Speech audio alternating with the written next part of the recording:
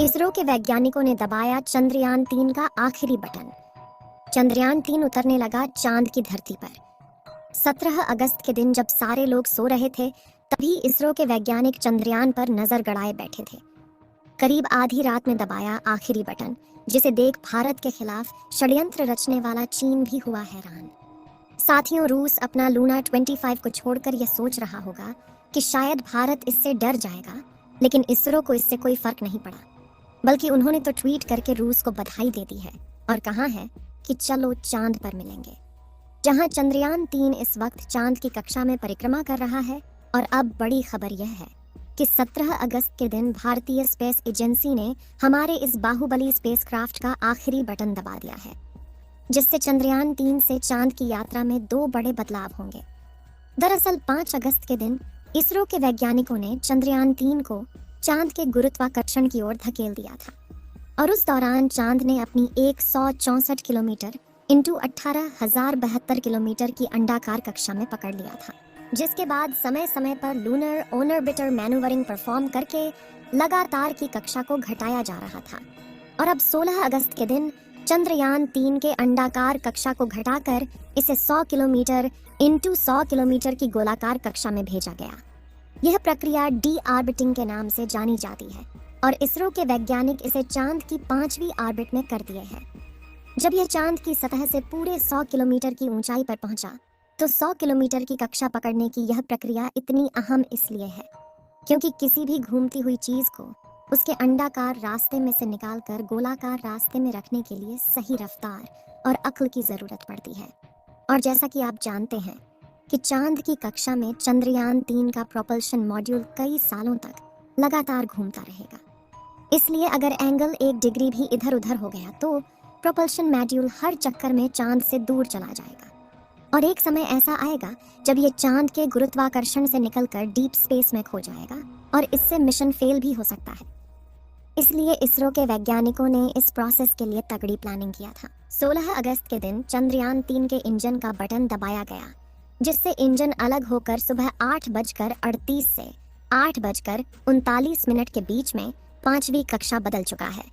100 into 100 kilometre की orbit होगी। ध्यान देने वाली बात तो यह है कि इस प्रोसेस के सभी स्टेप पहले से ही चंद्रयान-3 के आर्टिफिशियल इंटेलिजेंस सॉफ्टवेयर में फिट कर दिए गए हैं। यानी अगर धरती से कोई चूक हो भी जाती है तो आर्टिफिशियल इंटेलिजेंस इसे अपने आप ही ठीक कर लेगा। दोस्तों, यह काम कितना मुश्किल है आप उसका अंदाज़ा इसी बात से लगा सकते हैं कि रूस का लूना 25 स्पेसक्राफ्ट 16 अगस्त के दिन चांद की कक्षा में पहुंच गया है।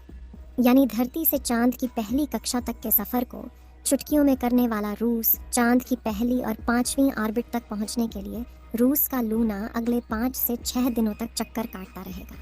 अब चंद्रयान-3 की बात करें तो आज 16 अगस्त के दिन 100 किलोमीटर के ऑर्बिट में धमाकेदार एंट्री करने के बाद हमारा चंद्रयान कक्षा में कुछ दिन आराम से चक्कर लगाएगा। लेकिन उससे पहले 17 अगस्त को इसी कक्षा में चक्कर लगाते हुए चंद्रयान-3 का प्रोपल्शन मॉड्यूल इसके लैंडर मॉड्यूल से अलग हो गया। साथियों, इस प्रोसेस को करने के लिए स्पेसक्राफ्ट के दोनों हिस्सों को जोड़ने वाले हुक खोल दिए गए, जिसके बाद पिछले हिस्से की रफ्तार धीरे धीरे कम की जाएगी ताकि आगे वाला हिस्सा अपनी कक्षा में आगे बढ़ जाए और बिना किसी नुकसान के दोनों हिस्से अलग हो जाए। इसके बाद चंद्रयान-3 का लैंडर और प्रोपल्शन मॉड्यूल दोनों ही चांद के 100 किलोमीटर की कक्षा में अलग अलग घूमते रहेंगे।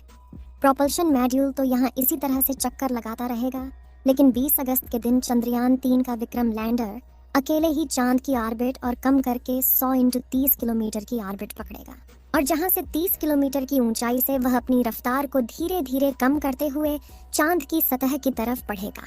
आपको बता दें कि इस दौरान पहले तो लैंडर की रफ्तार को बढ़ाकर इसे सतह की तरफ धकेला जाएगा, लेकिन सतह के नज़दीक पहुंचते हुए इसकी रफ्तार को धीरे धीरे कम किया जाएगा।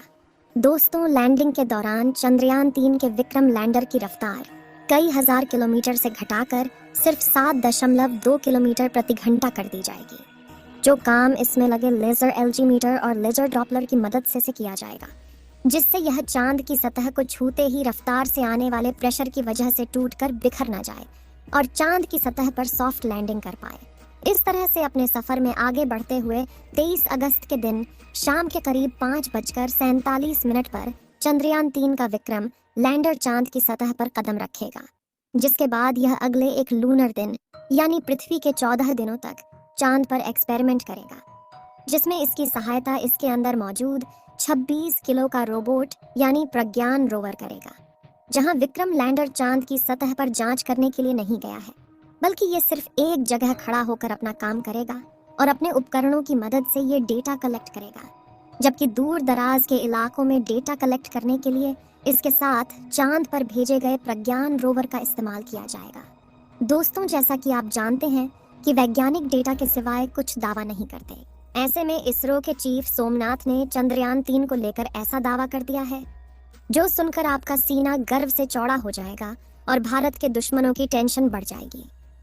दरअसल एक प्रेस कॉन्फ्रेंस में इसरो के प्रमुख सोमनाथ ने कहा कि अब चंद्रयान 3 को कोई नहीं रोक सकता और चंद्रयान 3 का विक्रम लैंडर किसी भी हाल में चांद की सतह पर सॉफ्ट लैंडिंग करेगा। आगे उन्होंने बताया कि अगर चंद्रयान के 2 इंजन बंद भी हो जाते हैं या सारे सेंसर का काम करना बंद हो जाता है, तो भी यह चांद पर लैंड करेगा, क्योंकि चंद्रयान 3 को इस तरह डिजाइन किया गया है कि यह लैंड करके ही दम लेगा, यानी यह एक साथ कई फेलियर झेल लेगा अगर इसका एल्गोरिथम काम करता रहा और प्रोपल्शन मॉड्यूल ठीक से चलता रहा तो इसका चांद पर उतरना तय है। दोस्तों, इसरो चीफ का यह भी कहना है कि 100 किलोमीटर की ऑर्बिट पर चंद्रयान 3 में कोई कठिनाई नहीं दिख रही है। सिर्फ एक समस्या है, पृथ्वी से लैंडर की स्थिति का सही अनुमान लगाना। इसका सही माप लगाना बहुत महत्वपूर्ण है। ऐसा इसलिए क्योंकि उस वक्त विक्रम लैंडर पृथ्वी से काफी ज्यादा दूर होगा और इतनी दूरी पर उससे संपर्क बनाए रखकर रियल टाइम में ट्रैकिंग करना काफी मुश्किल होता है। दरअसल साउथ पोल चांद के डार्क साइड में आता है, जहां सिग्नल ब्रेक होना एक आम बात है और सिग्नल टूटने पर यान गड़बड़ा जाता है। साथ ही उसी वजह से पिछले मून मिशन यानी चंद्रयान 2 में चांद की सतह से 2.1 किलोमीटर की ऊंचाई पर इसरो के चंद्रयान 2 से संपर्क टूट गया था और वह चांद की सतह पर क्रैश लैंड कर गया था। हालांकि इस बार इसरो ने चंद्रयान 3 के लिए एक्सपोर्ट ब्रेन डिजाइन किया है, जहां विक्रम लैंडर के अंदर लगा आर्टिफिशियल इंटेलिजेंस दिमाग यानी सॉफ्टवेयर इतना ज्यादा पावरफुल है कि वह अपने आप ही इसके अंदर लगे सेंसर और चांद के चक्कर लगा रहे। चंद्रयान 3 के ऑर्बिटर में मौजूद दिमाग को इस्तेमाल करके लैंडिंग के लिए निर्णय ले लेगा। यानी हम यह कह सकते हैं कि इस बार इस चंद्रयान को कोई माई का लाल भी नहीं रोक सकता है और चंद्रयान मिशन की सफलता के चांसेस पूरे 100% है। इस मिशन के सफल होने की दुआएं आप कमेंट बॉक्स में करते रहें। चलिए दोस्तों, इस वीडियो को यहीं पर खत्म करते हैं। Please like, share, comment and subscribe.